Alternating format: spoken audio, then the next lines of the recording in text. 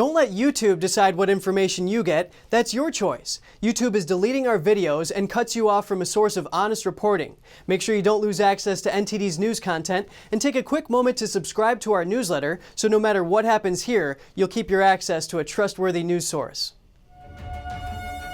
How are southern counties in Texas coping with the influx of illegal immigrants? A chief deputy and rancher tell NTD how their county is doing so far and what their main concerns are. NTD's Allison Lee has that story. Jackson County, Texas has a population of just 5,500 and is over 150 miles away from the southern border. But the county's chief deputy tells NTD they are still seeing a huge increase in illegal immigrants on bailouts compared to last year. We've come across stolen vehicles coming out of Houston, headed to the valley, bailouts, numerous bailouts, and like I said, especially up in the northern area of Jackson County and southern. The chief deputy says a major highway going through Jackson County is a main corridor that illegal immigrants travel on. We got some in the trunk, too. Traffickers would set up staging areas where immigrants get dropped off and transfer vehicles. Luckily, Jackson County hasn't seen a rise in crime, but the sheriff's office has arrested and charged numerous people for trafficking. We've arrested illegal aliens, people transporting the illegal aliens for profit. We've had, since January, we've had like 17 different cases. A local rancher tells NTD his biggest concern is that while children play around during the day, they might come across human traffickers without knowing. No, well, it used to be at nighttime. It was always at nighttime, but starting this year, back in January, it'd be in the middle of the day, broad daylight, 10 o'clock in the morning, or even 3 or 4 in the afternoon, they'd come through. The rancher says this has been happening over the past 2 to 3 years, but the situation has gotten a lot worse since January this year. Illegal immigrants are leaving behind a lot more trash. This is the trash left behind. They'll pull in here, and I don't know if they sit here and take a break or what they do, but they'll leave trash all in the brush, all scattered around here where they pull off of the county road. The rancher says his day-to-day activities haven't been much impacted, but he hopes the federal government can place more agents at the border. He says stopping trafficking at the border is the best way to deal with the problems in his county. Allison Lee, NTD News. News app Newsbreak is popular among many Americans, but its roots are actually tied to China. Recently, people are starting to question if this self-proclaimed local news platform is really immune from Beijing's influence. Here are the details. Popular news app Newsbreak may have close ties with communist China. This, according to a report by U.S.-based digital news magazine The Wire China. Concerns are rising that the Chinese regime may have influenced the app. Newsbreak was launched 6 years ago. It now says it has 45 million monthly active users. It's in third place on the Apple Store's News Apps downloads chart and in first place on the Google Play Store. Particle Media owns Newsbreak.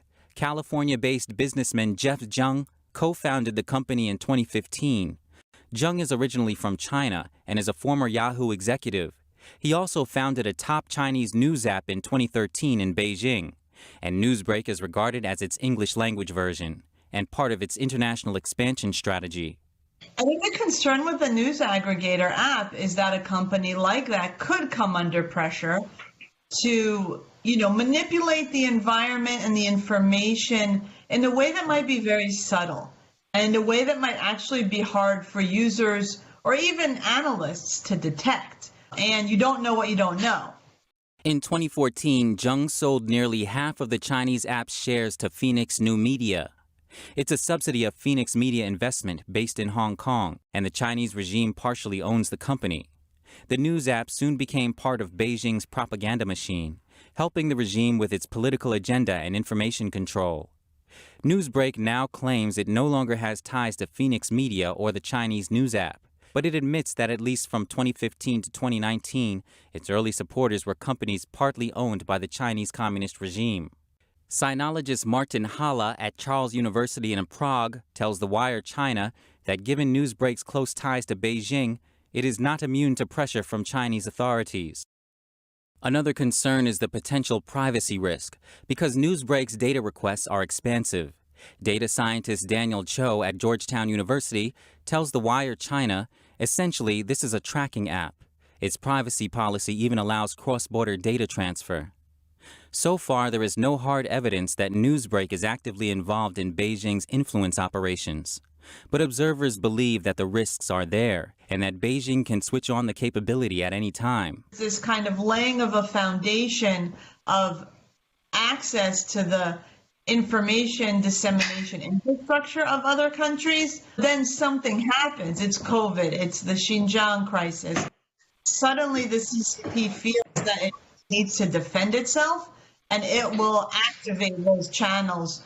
On Monday, Chinese Communist Party leader Xi Jinping re-emphasized his regime's international propaganda push. It includes guiding international public opinion and winning a battle of narratives against the U.S. and its allies. And a new project from billionaires Bill Gates and Warren Buffett. They're joining hands to build a nuclear power plant in Wyoming. NTD's Christina Kim brings us the details. Pacificor, which is owned by Warren Buffett's Berkshire Hathaway, is teaming up with Bill Gates' TerraPower for a joint initiative. Wyoming's Governor Mark Gordon announced the plan to host a first-of-its-kind nuclear power plant on Wednesday. And today's announcement really, truly is game-changing and monumental for Wyoming. The nuclear power plant will be built at a soon-to-be-retired coal-fired plant over the next several years. According to TerraPower, the project features a 345-megawatt sodium-cooled fast reactor with a molten salt-based energy storage system. This would produce enough power for roughly 250,000 homes. Gordon says this will help one of the state's energy goals, but made it clear that fossil fuels, which he called the bedrock of their economy, isn't going anywhere. Earlier this year, I set a goal for Wyoming to be a carbon-negative state and continue to use fossil fuels. I am not going to abandon any of our fossil fuel industry. The plant will be a multi-billion-dollar project, and the cost will be split evenly between the government and private industry. That's according to TerraPower's president and CEO. Wyoming is both a top coal mining and top uranium mining state. The reactor proposal comes as the Biden administration seeks to reduce carbon emissions by half compared to 2005 levels. They hope to achieve this by 2030. Christina Kim, NTD News. The American Museum of Natural History in New York City is best known for its dinosaurs, but there's another hall visitors especially enjoy, and it's about to reopen. NTD's Arian Pazdar visited the museum. Who doesn't like hidden gems? But these aren't hidden anymore. They are now in exhibition here at the Hall of Gems and Minerals. New Yorkers have been waiting for the opening, but not because of COVID. They actually closed the hall 4 years ago. Now it's finally open again, and they say it rocks. Some of the specimens seen in the museum were found by New York City construction workers when they built the metro tunnels under the Big Apple. But of course, not all come from New York. The redesigned halls feature more than 5,000 specimens, sourced from almost 100 countries. Some of those are the largest stibnite specimen, which comes from China. It weighs almost half a ton and has hundreds of sword-like crystals. Or the Singing Stone, a massive block found in Arizona and first exhibited in Chicago in the 1890s. One of the curators of the renewed hall explains its design. In this exhibition, all the jewels are grouped together. It's not a chronological march down time. And I believe that this allows you to easily compare and contrast designs over time and see how things change in terms of gems and metal and designs. The museum is already open again to the public, but if you want to visit this hall specifically, you're gonna have to wait just a little bit more because they're gonna open to the public on June 12th. I'm Arian Pastar, NTD News, New York. One man's annoying hum is another man's buzz. One New Jersey music professor has started a band with a guitarist, a drummer, and some cicadas. For some in the U.S., the emergence of billions of cicadas this spring after a 17-year slumber is met with annoyance, particularly over their loud, buzzing calls. But for David Rothenberg, a professor of music, it presents a unique opportunity for collaboration.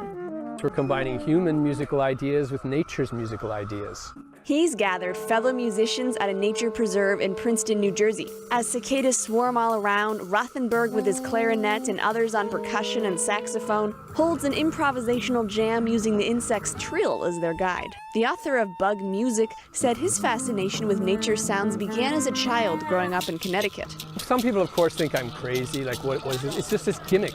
Like, it's serious stuff that nature has inspired humanity in all art forms more than anything else for centuries. Guitarist Tim Blunk jokes that the newly hatched insects are the most cooperative musicians he's ever played with. They're never late. They always stay for the whole gig, and they don't really, you don't have to pay them. They're like the ideal musical partners. The cicadas, known as Brood X, began emerging from the earth last month in Washington, D.C., and 15 states in the western United States. While they're here, the band savors the rare chance to jam with them.